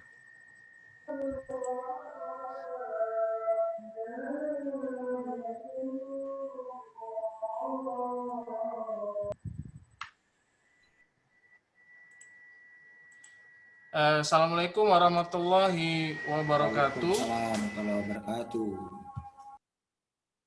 Baiklah Bapak Ibu sekalian, ini materi terakhir, mudah-mudahan bermanfaat, yaitu Bapak Ibu sekalian bagaimana kita untuk mengendalikan lebih khusus. Kalau tadi Pak Murni menjelaskan tentang faktor risiko secara umum. Nah, yang ini yang akan kita bahas pada kesempatan hari ini yaitu mengenai faktor risiko penyakit khusus sistem kardiovaskuler, yaitu pada jemaah haji. Bapak Ibu sekalian, kita lewatkan saja, ini riwayat saya. Kemudian juga ini karakteristik jamaah haji Indonesia tahun 2019. Berdasarkan data dari Sisko Hatkes bahwa untuk jamaah haji Indonesia tahun 2019 itu resiko tingginya berjumlah 63 sampai 67% dari jumlah 231.000. Ya, jadi hampir sebagian besar jamaah haji kita adalah risiko tinggi. Kemudian juga penyakit terbanyak yang diderita jamaah haji itu yaitu pada sistem kardiovaskuler seperti hipertensi, kardiomegali atau pembesaran jantung, dan juga penyakit jantung iskemik dan gagal jantung. Ini kita bisa lihat data 2019 Bapak Ibu sekalian, ini mengenai umur, ya, umur. Grafik ini digambarkan bahwa untuk jamaah haji kita antara umur 40 sampai 59 itu berjumlah 57%. Dan yang di atas 60 tahun berjumlah 34%, Bapak Ibu sekalian.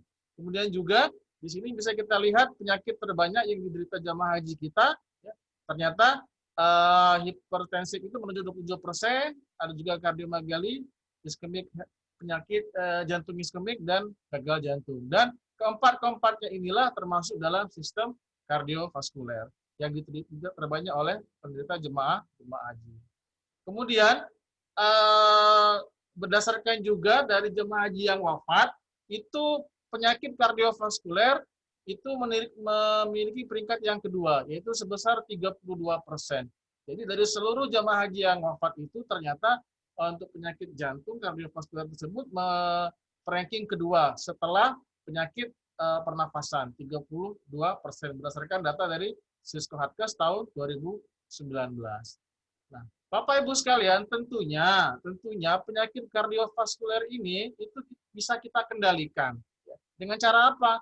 Cara yang pertama itu mengenali faktor risikonya. Kita harus tahu dulu apa sih faktor risiko dari penyakit kardiovaskuler. Yang kedua, kita bisa dengan pencegahan primer. Yang ketiga, pencegahan sekunder. Nanti kita akan bahas secara sekilas.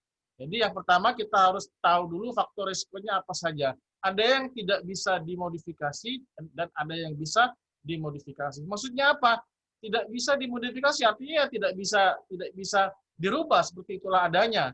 Tapi ada juga faktor yang bisa kita rubah. Untuk faktor risiko penyakit kardiovaskuler yang tidak bisa dimodifikasi, yang pertama adalah riwayat keluarga. Itu sangat berpengaruh juga. Apabila ada sebelumnya ada keturunan penyakit kardiovaskuler, maka itu tidak bisa dimodifikasi. Bahkan berpeluang juga untuk menderita penyakit tersebut. Yang kedua, umur, ya, semakin umur jamaah haji lebih tinggi, lebih tua, maka berpotensi ya untuk penyakit kardiovaskuler. Kemudian juga jenis kelamin, di mana beberapa penelitian menyatakan bahwa jenis kelamin laki-laki itu mempunyai peluang lebih besar untuk menderita penyakit kardiovaskuler. Inilah yang tidak bisa dimodifikasi. Kemudian Bapak Ibu sekalian, yang bisa dimodifikasi adalah artinya kita bisa rubah, kita bisa perbaiki. Itu yang pertama apabila kita menderita hipertensi. Ya, hipertensi kita bisa kontrol, kita bisa atur hipertensi tersebut. Artinya kalau kita ada kemauan kita bisa rubah. Yang kedua, apakah terdengar suara saya Bapak Ibu? Apakah kelihatan?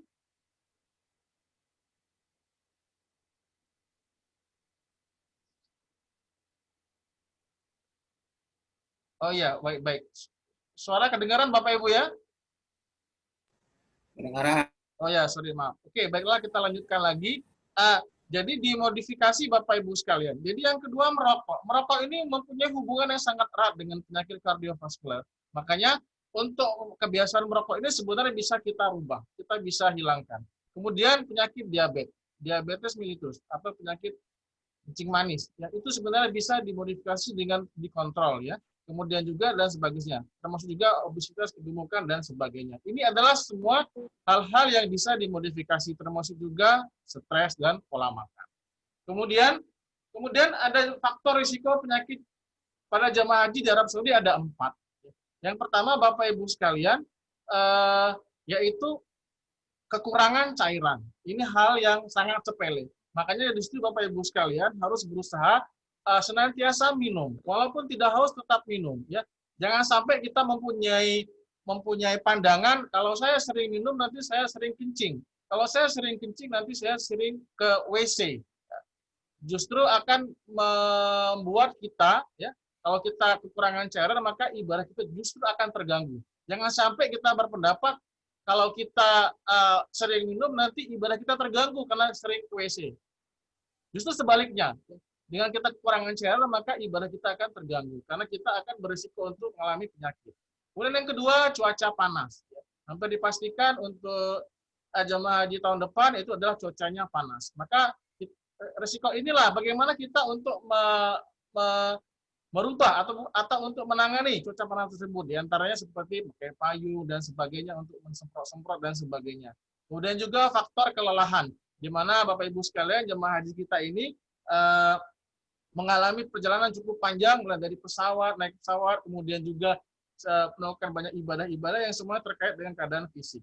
Jadi Bapak Ibu sekalian, ketika kita merasa lelah, maka kita harus istirahat. Jangan sampai kita merasa mumpung di tanah suci, maka ibaratnya ibadahnya jos. Nah, akibatnya apa? Akibatnya kita timbul kelelahan. Kita harus tahu kelelahan. Nah, kelelahan inilah salah satunya yang bisa diukur pada saat kita tes kebugaran. Kalau kita tahu kebugaran kita bagaimana, kebugaran kita cukup atau kurang, maka lebih baik ya kita berusaha. Jangan sampai kita terlalu jos, tapi kita ibadah-ibadah yang wajibnya bahkan terancam untuk tidak terlaksana. Kemudian yang keempat adalah kemampuan adaptasi. Ini juga beresiko. Bagaimana kita adaptasi yang baru, ya, bertemu dengan orang-orang baru, bertemu dengan suasana baru di kamar, dalam kamar juga orang-orang yang baru dengan suasana yang baru. Maka kita harus mempunyai kemampuan adaptasi untuk hal tersebut. Kemudian juga untuk pencegahan penyakit jantung tadi itu ada yang pencegahan primer dan ada pencegahan sekunder. Kalau pencegahan primer Bapak Ibu sekalian itu untuk mencegah timbulnya penyakit pada orang yang tanpa gejala. Jadi sebelum dia timbul itu biasanya penyakit pada orang tanpa gejala. Jadi kalau sudah sekunder itu biasanya untuk biar bisa mencegah kematian atau kekambuhan penyakit pada orang yang sudah bergejala. Jadi pencegahan primer itu sebelum timbulnya penyakit. Nah, kalau sudah sekunder itu mencegah terjadinya kematian atau mencegah terjadinya kekambuhan penyakit. Itu biasanya pada orang yang sudah bergejala. Apa pencegahan primernya Bapak Ibu sekalian? Itu pencegahan itu sebenarnya sudah dimulai saat pembinaan pada masa tunggu dan pemberangkatan di Indonesia, di Arab Saudi dan kembali lagi ke Indonesia. Apa diantaranya? Yaitu perubahan gaya hidup. Bagaimana kita berusaha untuk menurunkan berat badan. Kemudian juga untuk pengaturan pola makan dan menghentikan kebiasaan merokok. Kemudian berikutnya, pencegahan primer juga adalah termasuk aktivitas fisik. Dijelaskan oleh Ibu Dr. Fenty tadi bagaimana kita untuk melakukan tes kebugaran secara mandiri. Jadi kita bisa lihat bahwa minimal kita ada kegiatan fisik minimal 3-4 kali seminggu selama minimal 30 menit. Kemudian yang ketiga, kita bisa mencegah faktor risiko. Dengan yang diantaranya dengan untuk rajin mengukur cek tekanan darah atau tensi, baik sebelum berangkat maupun ketika berangkat. Kemudian juga jika memungkinkan kita bisa ukur profit dan gula darah dan screening keluarga dan lakukan penilaian secara berkala. Inilah pencegahan primer yang bisa kita lakukan. Kemudian berhenti merokok. Kenapa? Karena dengan berhenti merokok itu dapat mengurangi risiko penyakit kardiovaskuler hingga 39% dalam waktu 5 tahun berdasarkan penelitian sebelumnya. Nah, ini ternyata sangat sulit dilakukan begitu juga oleh jamaah haji kita. Kenapa? Karena kalau kita itu risiko tetap merokok, maka risikonya penyakit jantung 2-4 kali lebih besar. Dan juga menyebabkan penurunan kadar oksigen, peningkatan tekanan darah, dan sebagainya. Nah inilah, tetapi banyak yang kami temui bahwa jemaah haji kita itu bahkan kedapatan untuk merokok, bahkan sengaja betul ya, untuk memasukkan, membawa rokok, karena rokok di sana harganya mahal. Jadi di sana saling mencari partner untuk merokok. Maka itulah sangat sulit dilakukan pada jemaah jenis. Tapi kami tetap menghimbau agar ketika sebelum pemberangkatan, bahkan pada saat nanti ibadah untuk segera berhenti merokok. Latihan fisik olahraga seperti olahraga teratur ya, mengontrol berat badan dan sebagainya. Ini adalah suatu kegiatan kita untuk bagaimana latihan fisik seperti senam ringan, olahraga ringan jalan santai, kalau bisa jalan cepat, atau bisa juga berenang atau bersepeda. Kemudian pola makan.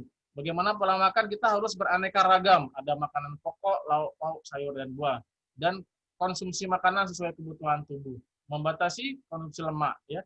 Dan juga kita lihat bahwa makanan di Arab Saudi, itu pemerintah sudah berupaya untuk menyamakan lidah dengan lidah orang Indonesia. Dengan cara menyiapkan koki pemasak-pemasak yang didatangkan dari Indonesia. Tapi Bapak Ibu sekalian, tetap namanya kita di tempat orang mungkin terasa kurang enak atau hambar, bismillah, tetap kita makan karena itu adalah sebagai sumber energi kita dalam melaksanakan ibadah. Kemudian pencegahan sekundernya ini yang pengobatan teratur ya, bagi yang kita sudah mempunyai gejala seperti itu, maka kita harus mengobat teratur. Kenapa? Untuk mengurangi kejadian serangan jantung ulang dan untuk mengurangi kematian. Bapak Ibu sekalian, semakin banyak faktor risiko kita, maka semakin besar peluang kita terkena penyakit kardiovaskuler. Dan kita juga harus pertahankan tekanan darah kita, tensi kita, karena ada hubungannya tensi dengan penyakit jantung. Kemudian juga jika ada waktu kita memeriksa kadar gula darah, HbA1c, inilah yang bisa untuk melihat bagaimana kadar gula darah kita. Kalau yang sewaktu itu cuma hanya bisa sewaktu, tapi kalau pemeriksaan ini dia bisa men-tracking sampai 1-3 bulan sebelumnya. Kemudian kesimpulannya Bapak Ibu sekalian, pengendalian faktor risiko penyakit sistem kardiovaskuler pada jemaah haji dimulai dari pembinaan masa tunggu, masa pemberangkatan di Indonesia dan di Arab Saudi sampai kembali lagi ke Indonesia. Terima kasih, semoga Allah masih memberikan kita kesempatan lagi untuk menjadi tamunya di Tanah Suci. Amin ya Rabbal Alamin. Terima kasih Bapak Ibu sekalian. Sampai sini kita diskusi sebentar, habis itu baru kita tutup acaranya. Ada yang ditanyakan Bapak Ibu sekalian? Silakan. Bisa mengacungkan tangan atau menulis di kolom chat. Ada pertanyaan Bapak Ibu sekalian? Bisa mengacungkan tangan.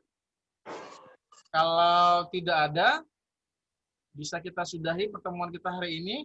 Dan kembali kami mengingatkan untuk mengisi daftar hadir yang telah disampaikan tadi. Kemudian juga materi akan kami share.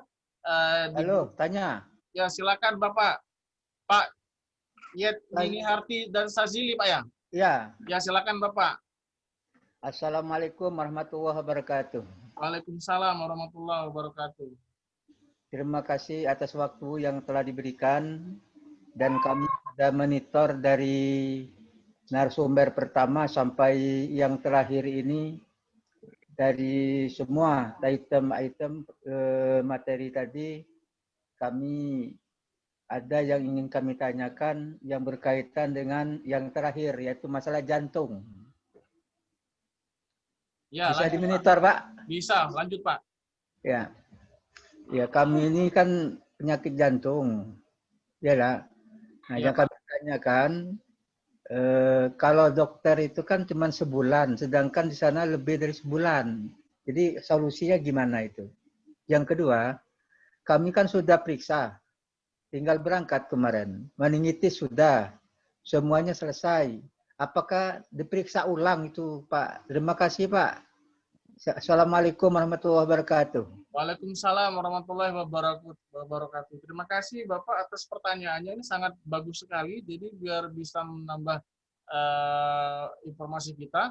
Baiklah teman-teman sekalian, ada yang bisa menanggapi pertanyaan dari Bapak Yetmini Harti dan Sazili? Kami persilakan untuk di-unmute mengenai penyakit jantung tadi dan juga mengenai pemeriksaan tadi. Kami persilakan teman-teman sekalian.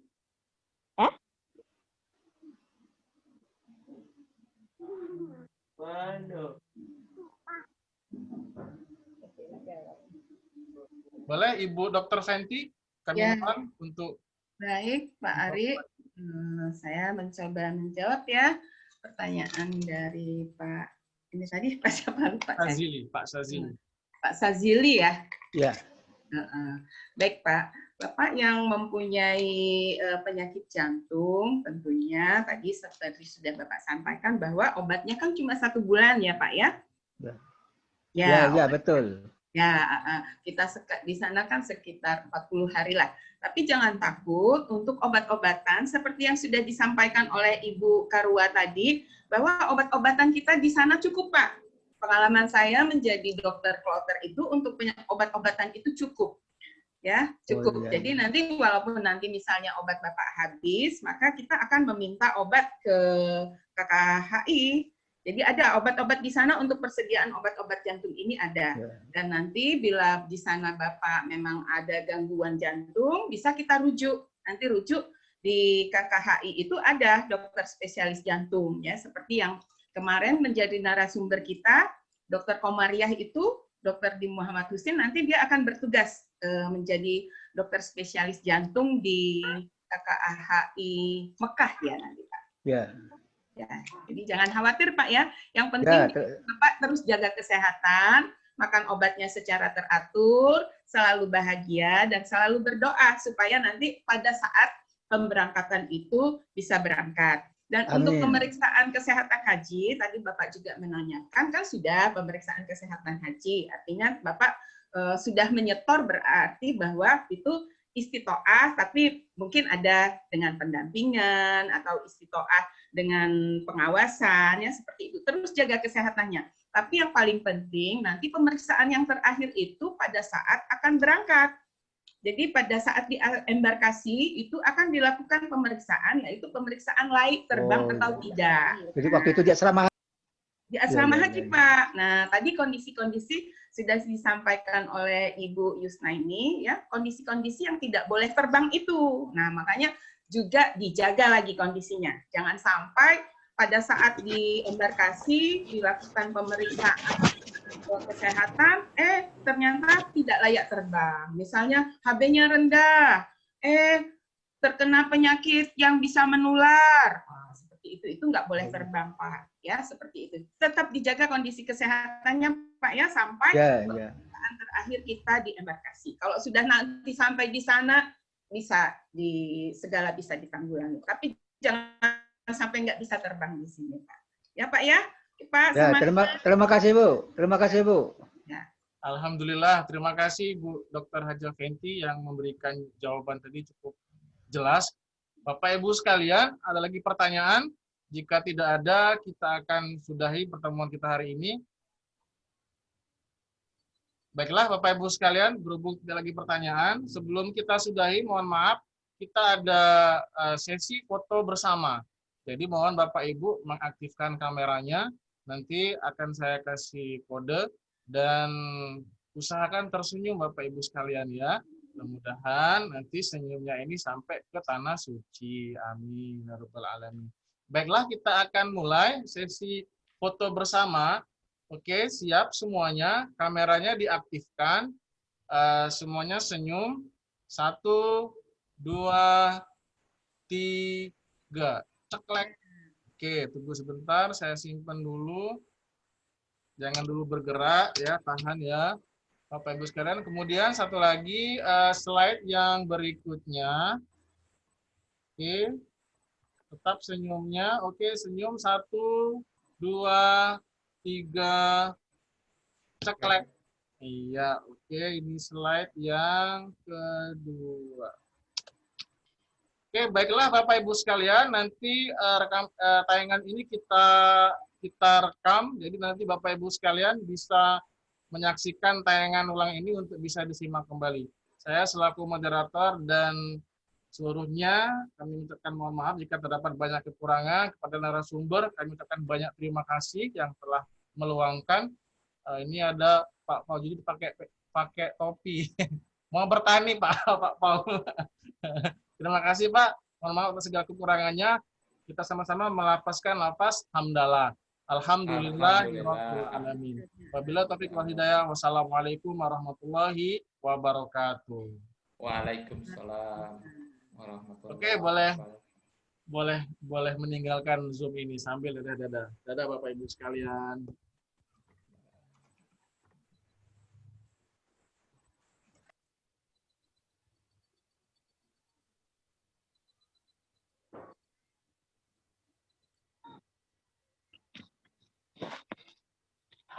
Nah, itu nih apa-apa nih.